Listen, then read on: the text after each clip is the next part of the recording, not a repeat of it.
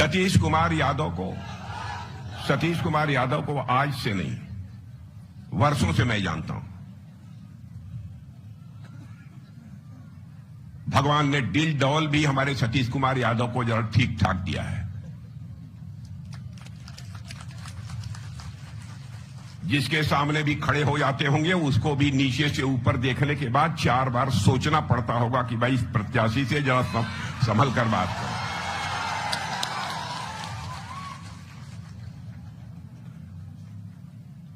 और इनके बारे में जो कुछ भी मैंने सुना है बहने भाई, हो सकता है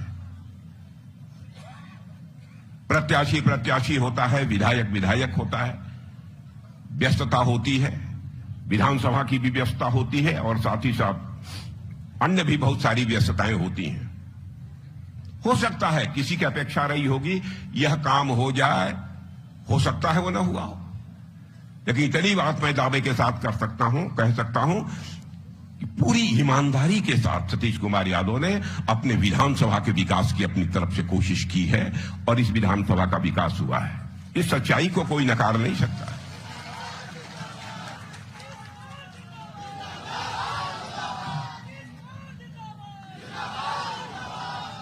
और बहनों भाइयों, आप जानते हैं कि आने वाले वर्षों में मोदी जी के नेतृत्व में हमारी एनडीए ने यह फैसला किया है कि हम बिहार को विकसित बिहार बनाकर रहेंगे। बिहार अब गरीब बिहार नहीं रहने पाएगा।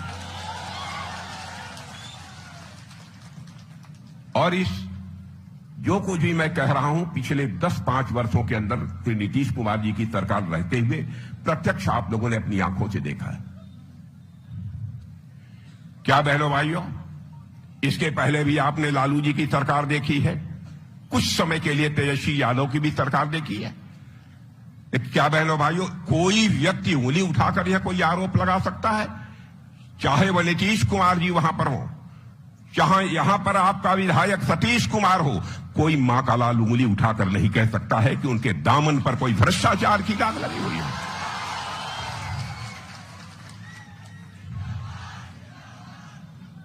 जिसका दामन साफ होगा बहनों भाइयों, वही बिहार को विकसित बिहार बना सकता है। आने वाले वर्षों में हम लोग बिहार को विकसित बिहार बनाना चाहते हैं, लेकिन आपको फैसला करना होगा कि आप बिहार को विकसित बिहार, विकसित राज्य बनाना चाहते हैं या फिर उसे फिर से जंगल राज की ओर ले जाना चाहते हैं। मैं आपसे पूछना चाहता हूं, जरा एक आवाज में बतलाइए, क्या बिहार को विकसित राज्य बनाना चाहते हैं कि या फिर से जंगल राज की ओर ले जाना चाहते हैं?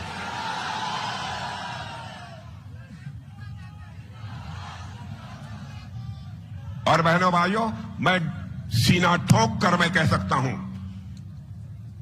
विकसित बिहार भी यदि कोई बना सकता है तो केवल और केवल एनडीए बना सकती है और कोई दूसरी राजनीतिक पार्टी अथवा गठबंधन नहीं बना सकता। आप ये कहेंगे कि यह आप किस आधार पर दावा कर रहे हैं, विकसित बिहार बना सकता है कोई तो केवल एनडीए बना सकती है। यह दावा मैं इसलिए कर रहा हूं, 2014 के पहले का भी आपने भारत देखा है और 2014 में एनडीए की मोदी जी के नेतृत्व में सरकार बनने के बाद भी आप भारत को देख रहे हैं।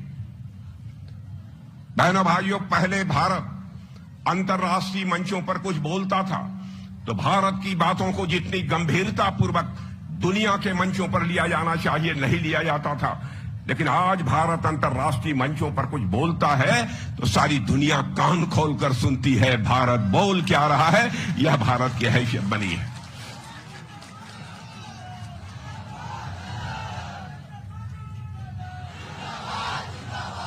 धन दौलत के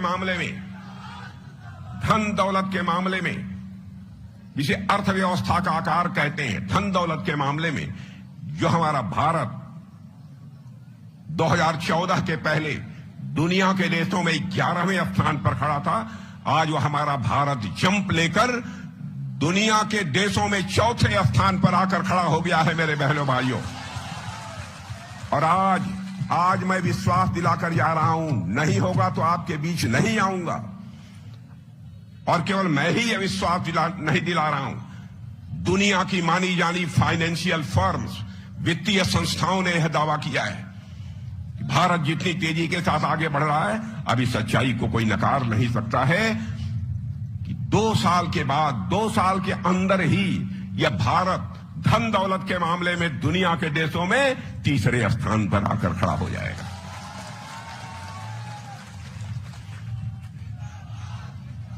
हमसे यदि कोई पूछे, सच में हमारा दिल तो कहता है तीसरा स्थान भी हमको स्वीकार नहीं है। भारत को तो धन दौलत के मामले में हम दुनिया का नंबर 1 देश बनाना चाहते हैं बहनों भाइयों, और मुझे लगता है कि यह बनकर रहेगा।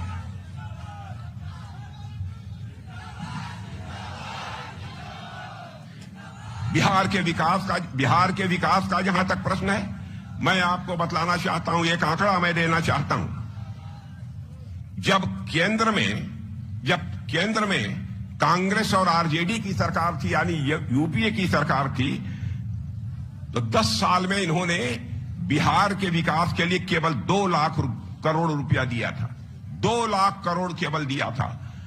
और जानते हैं, जब से हम लोगों की सरकार आई है, 10 साल में हम लोगों ने बहनों भाइयों 15 लाख करोड़ रुपए बिहार के विकास के लिए दिया है। जब भी इन लोगों की सरकार आती है, बिहार पर ब्रेक लग जाता है।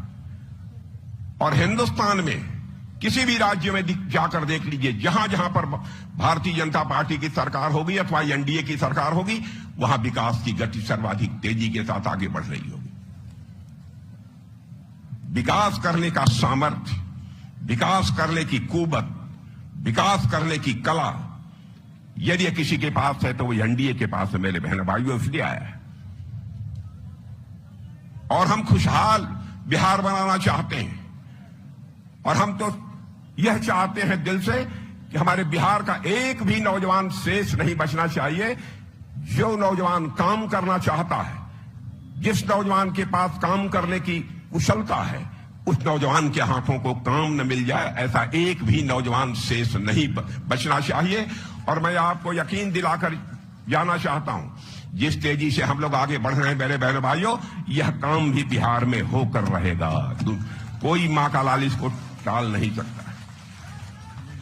अब मैं सारे आंकड़े यदि अब मैं आपको गिनाना शुरू कर दूं, सरकार ने क्या क्या काम किया है, तो लंबा समय लग जाएगा बहनों भाइयों। उस बहुत ज्यादा विस्तार में नहीं जाना चाहता हूं। आप लोगों ने बताया होगा कि यहां क्या क्या काम हुआ है। यहां ही नहीं, पूरे बिहार में क्या क्या काम हुआ है यह भी बतलाया गया होगा। माताएं बहनें यहां पर नहीं हैं, लेकिन मैं पूछना चाहता हूं, घर वालियों को इस बात की जानकारी होगी। अभी 10-10 हजार रुपया देने का जो फैसला हमारी एनडीए सरकार ने, नीतीश जी ने किया था, वह सबको मिल गया है घर घर में माताओं बहनों को, कि नहीं मिल गया? जो कहा है वह किया है। और आप यह कहेंगे भाई आप ही लोग ऐसा क्यों करते हैं? बहनों भाइयों, इसलिए हम करते हैं। हम राजनीति केवल सरकार बनाने के लिए नहीं करते हैं। हम राजनीति केवल सरकार बनाने के लिए नहीं करते हैं। हम राजनीति करते हैं तो देश बनाने के लिए राजनीति करते हैं। दूसरे दलों में और हमारे में सबसे बड़ा अंतर यही है। मेडिकल कॉलेज की संख्या बिहार में कितनी बढ़ी है, यह आपको बतलाने की जरूरत नहीं है। जब आरजेडी आती है, वह कहती है, अरे भाई इस बार हमारी सरकार बना दो, हम तुमको, तुम्हारे बेटे को, घर वाले को, घर वालियों को नौकरी दे देंगे। मैं आपसे पूछना चाहता हूं, कितने लोगों को उन लोगों ने नौकरी दिया है अपने 15 वर्षों की हुकूमत में? और अब वो वादा क्या कर रहे हैं कि हर परिवार में एक व्यक्ति को नौकरी देंगे। बहनों भाइयों, जानते हैं हर परिवार में भी एक नौजवान को नौकरी दे देंगे आज की हालत में, और सरकारी यदि नौकरी दे देंगे तो 12 लाख करोड़ रुपए खर्च होंगे। कहां से 12 लाख करोड़ रुपए लाएंगे? मैं समझता हूं कि बिहार की जनता को इसका जवाब उन्हें देना चाहिए, जबकि बिहार का कुल बजट ही 3.17 लाख करोड़ रुपए का है, और केवल रोजगार देने पर 12 लाख करोड़ रुपए खर्च होंगे, तो कहां से लाएंगे? मैं लालू जी से पूछना चाहता हूं, मैं राहुल गांधी जी से पूछना चाहता हूं, कांग्रेस के सारे वरिष्ठ नेताओं से पूछना चाहता हूं, क्या राजनीति सच बोलकर नहीं की जा सकती? बहनों भाइयों, यदि सार्थक राजनीति की जा सकती है, सेवा भाव से यदि राजनीति की जा सकती है, तो केवल और केवल सच बोलकर ही सार्थक राजनीति की जा सकती है। झूठ बोलकर कभी सार्थक राजनीति नहीं की जा सकती। हमारी देश में सरकार चल रही है, आप देख रहे हैं। नक्सलवाद के मेरे बहनों भाइयों पैर पूरी तरह से उखड़ गए हैं। अभी इस हिंदुस्तान से लोग यह मानते थे कि नक्सलवाद हिंदुस्तान में इतना तेजी से फैलता जा रहा है कि हिंदुस्तान से नक्सलवाद को समाप्त करना अब बहुत ही कठिन काम है। चाहे कितनी भी बड़ी चुनौती क्यों न हो, यदि नीयत साफ हो तो उस चुनौती पर कोई व्यक्ति विजय प्राप्त कर सकता है। मेरे बहनों भाइयों, मैं दावे के साथ कह सकता हूं।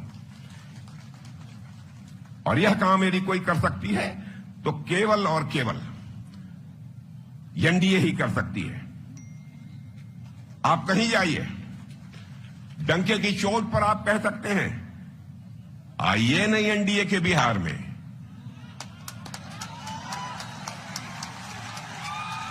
पहले नहीं कह सकते थे आइए नहीं एनडीए के बिहार में, हमारा विकसित बिहार में। और इनकी क्या हालत है थी? इनकी हालत क्या थी? आरजेडी के लोगों की, यूपीए के लोग, आइए ना हमारा बिहार में, ठोक देंगे कपार में।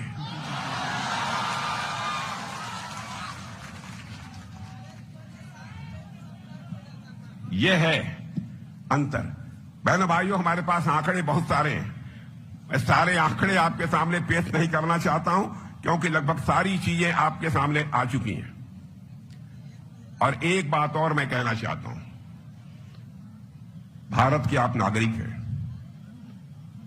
और मैं जानता हूं हर भारतवासी मान, सम्मान, स्वाभिमान का बहुत ही धनवान होता है, बहुत धनी होता है। वह बिना खाए 2-4 दिन तो गुजार सकता है, लेकिन अपने स्वाभिमान पर चोट किसी भी सूरत में वो बर्दाश्त नहीं कर सकता। मान, सम्मान, स्वाभिमान ये मनुष्य के हृदय की सबसे बलवती भावना होती है। मेरे बहनों भाइयों, चंद्रशेखर आजाद, सरदार भगत सिंह, खुदीराम बोस, अशफाक उल्लाह खां जैसे नौजवानों ने 20 साल, 21 साल की जवानी में हंसते हंसते फांसी के फंदे को चूम लिया था। तब जाकर यह भारत आजाद हुआ है। उस स्वाभिमान की भावना की रक्षा भी यदि कोई कर सकता है तो केवल और केवल एनडीए कर सकती है, भारतीय जनता पार्टी कर सकती है, और कोई दूसरा नहीं कर सकता।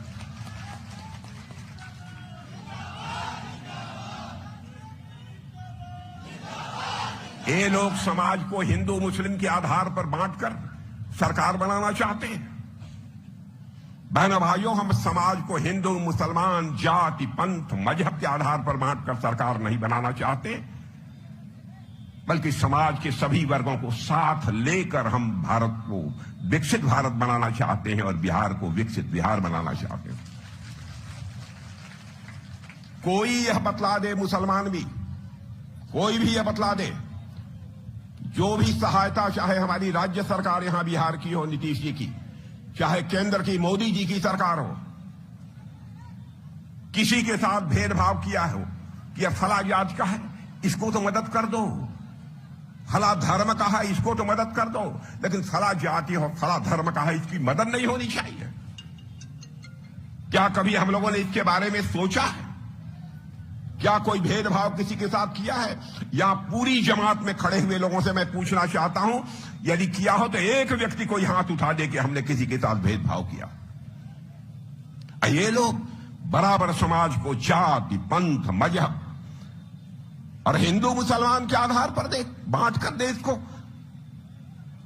बर्बाद करना चाहते हैं। बहनों भाइयों, मजबूत सरकार यदि बनाई जा सकती है तो सभी को साथ लेकर ही मजबूत सरकार बनाई जा सकती है, और जब सभी को साथ लेकर हम मजबूत सरकार बनाएंगे तो सभी को साथ लेकर भारत को विकसित भारत भी हम बनाएंगे। यह मैं आपको विश्वास दिलाना चाहता हूं, आपको भरोसा दिलाना चाहता हूं।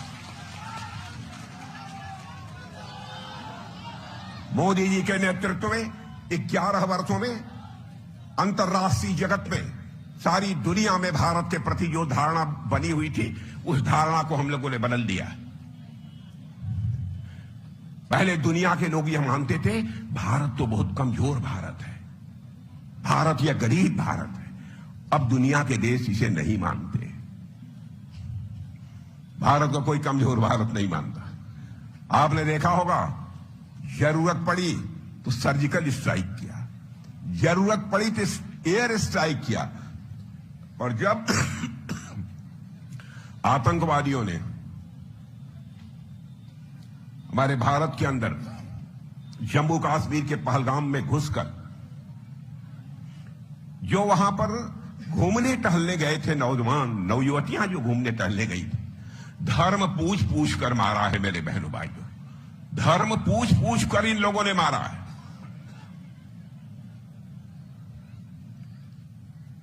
और पाकिस्तानी लोग यह मानकर चल रहे थे बहुत बड़ा करिश्मा कर दिया है, लेकिन उसके बाद आपने देखा कि हम लोग बैठे, प्रधानमंत्री जी ने कहा कि राजनाथ जी सबको खुली आजादी, आगे बढ़िए।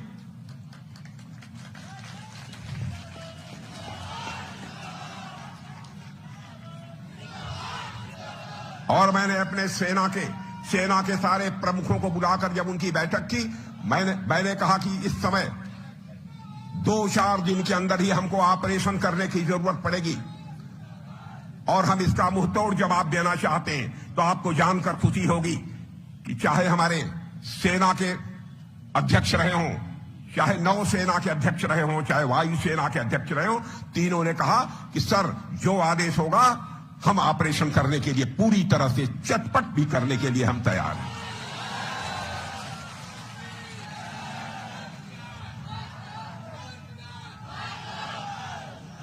और बहनों भाइयों, आपने देखा है, आपने प्रत्यक्ष देखा है, आपको टेलीविजन के माध्यम से भी आपको जानकारी मिली होगी, हम लोगों ने ऑपरेशन सिंदूर के माध्यम से केवल उन्हीं ठिकानों पर अटैक किया जहां पर कि आतंकवादी संगठन चलते थे, जहां पर आतंकवादियों के केंद्र थे। हम लोगों ने किसी पाकिस्तानी आम नागरिक के ऊपर कोई हमला नहीं किया, यह हम लोगों की सोच है। लोगों ने कहा साहब धड़ल्ले से मारिए, कोई मर जाता है मर जाए, इसकी चिंता मत करिए। लेकिन हम भारत के लोग हैं मेरे बहनों भाइयों, जो कि हमारे घर की माताएं बहनें घर में यदि आटा गूंथती होती हैं तो बगल से यदि चींटी कोई गुजर जाती है तो थाली से आटा निकालकर उस चींटी के भी खाने के लिए उसके दीर्घजीवी होने की कामना करते हुए उसके सामने डाल दें। और मैं मुस्लिम भाइयों से भी कहना चाहता हूं, ये लोग हिंदू मुसलमान के आधार पर मुस्लिम विरोधी होने का हम लोगों के ऊपर आरोप लगाते हैं।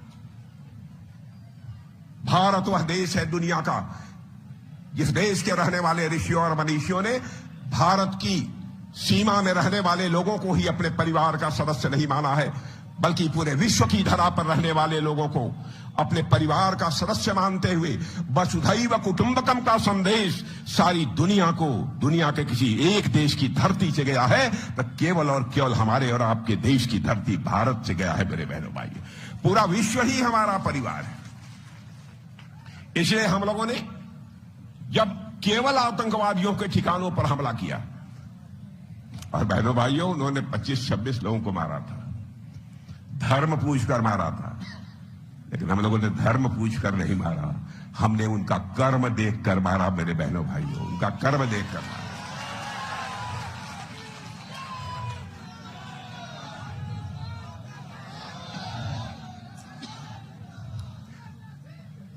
और आपको जानकर खुशी होगी कि सारी दुनिया में इसकी सराहना हुई। भारत की ताकत का एहसास सारी दुनिया को हुआ। भारत अब कमजोर भारत नहीं रहा है, भारत अब दुनिया का ताकतवर देश बन गया है बहनों भाई। इसलिए मैं आप सबसे अपील करने आया हूं, अब हमारे कर्पूरी ठाकुर जी गरीब मां की कोख से पैदा हुए थे, इसी बिहार की धरती पर बिहारी मां की कोख से पैदा हुए थे। पूरी ईमानदारी के साथ कर्पूरी ठाकुर जी ने बिहार के विकास के लिए काम किया था। कांग्रेस के लोग आते रहे, 50-55 वर्षों तक अखंड इन लोगों ने सरकार चलाई, केवल कर्पूरी ठाकुर जी की फ्लैग चिंता नहीं की। अरे वो तो गरीब के बेटे हैं, मुख्यमंत्री रह लिए तो क्या हुआ, और अपने यदि लेना होगा तो खूब भारत रत्न लेंगे।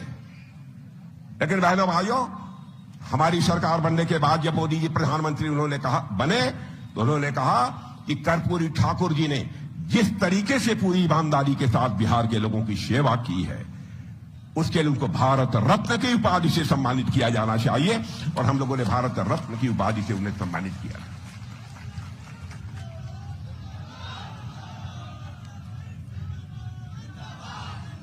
और बहनों भाइयों, हम लोगों का घोषणा पत्र जारी हो चुका है, घोषणा पत्र जारी हो चुका है। बहुत सारी बातें उस घोषणा पत्र में कही गई हैं, और जैसा हमको सतीश कुमार यादव जी ने बतलाया है कि शायद उसकी जानकारी काफी आप लोगों को मिल चुकी होगी कि हम लोग क्या क्या करने वाले हैं। विश्वास रखिएगा, जो कुछ भी घोषणा पत्र में हम लोगों ने कहा है, अक्षरशः उसका पालन करेंगे, अक्षरशः उसका पालन करेंगे।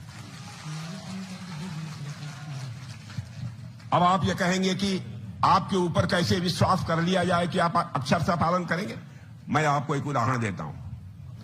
2014 में मैं भारतीय जनता पार्टी का राष्ट्रीय अध्यक्ष था, मोदी जी प्रधानमंत्री पद के उम्मीदवार थे। बहनों भाइयों, बार बार मोदी जी हमसे कहते थे, हम दोनों लोग जब बैठते थे, कहते थे कि राजनाथ जी इसको जरूर दिखवा लीजिएगा कि घोषणा पत्र में जो चीजें कही जा रही हैं, सरकार बनने के बाद उसको पूरा किया जा सके। मैंने कहा नहीं, पूरी सावधानी बरतूंगा, और एक एक वादे को हम लोगों ने पूरा किया। पढ़े लिखे यहां पर नौजवान हैं, उठाकर हमारे घोषणा पत्रों को 2014 के देख लें। 2019 में जब घोषणा पत्र बनने लगा, तब भी मोदी जी ने कहा कि जो घोषणा पत्र बनेगा उसको यदि कोई देखे, किसी की देखरेख में होगा तो राजनाथ सिंह की देखरेख में होगा। अब उस समय का भी घोषणा पत्र हमारी देखरेख में बना था। आप उठाकर देख लीजिए, एक एक वादे को पूरा किया है। 2024 में भी जो घोषणा पत्र बन रहा था, तो उन्होंने कहा कि राजनाथ जी आप ही घोषणा पत्र देख लीजिए, कहीं गड़बड़ न हो जाए, कोई ऐसी बात न उसमें हो जाए जो कि पूरी ही न की जा सके। इस हद तक जाकर चिंता करना, ताकि हमारी विश्वसनीयता के ऊपर, हमारी साख के ऊपर किसी भी सूरत में सवालिया निशान नहीं लगना चाहिए। यह हम लोगों की सोच है।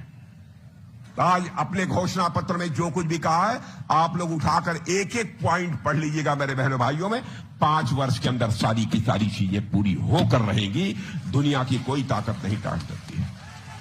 इसलिए मैं आप सभी से निवेदन करता हूं कि हमारे सतीश कुमार जी यादव को मेरे बहनों भाइयों बंपर वोटों से जिताइए। पिछली बार कितने जिताया था इन लोगों ने?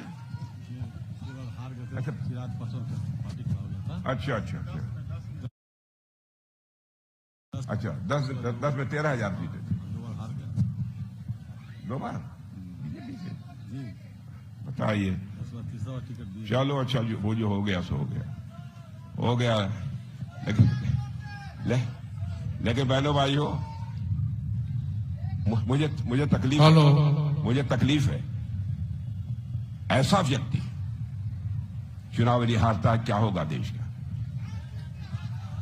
लेकिन मेरे बहनों भाइयों, जो भी कमी रह गई हो अब तक की, यदि सचमुच ईमानदारी से आप मुझे वचन देना चाहते हैं, हाथ उठाकर तालियां बजाकर बतलाइए, इस बार हम सारी कमी को पूरा करेंगे।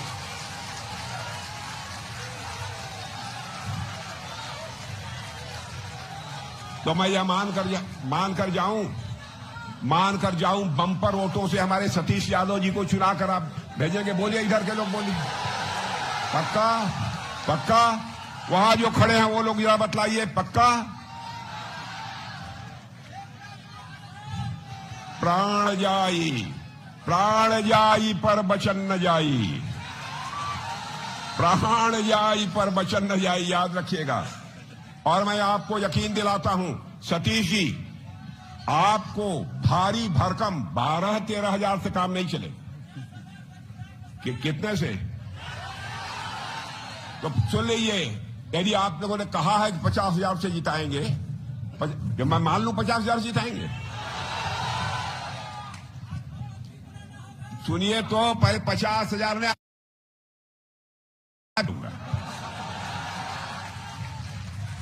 आप ऐसा करिए 40-50 हजार के बीच में इन्हें जिता दीजिए। मैं आपको यकीन दिलाना चाहता हूं, मैं फिर से इनके चुनाव जीतने के बाद यदि सतीश जी बुलाएंगे तो मैं जरूर आऊंगा तो अपना स्वागत कराने के लिए नहीं आऊंगा, बल्कि एक बार शीश झुकाकर यहां की जनता के प्रति आभार व्यक्त करने के लिए मैं आऊंगा। मेरे बहनों भाइयों, आप सबको बहुत बहुत धन्यवाद।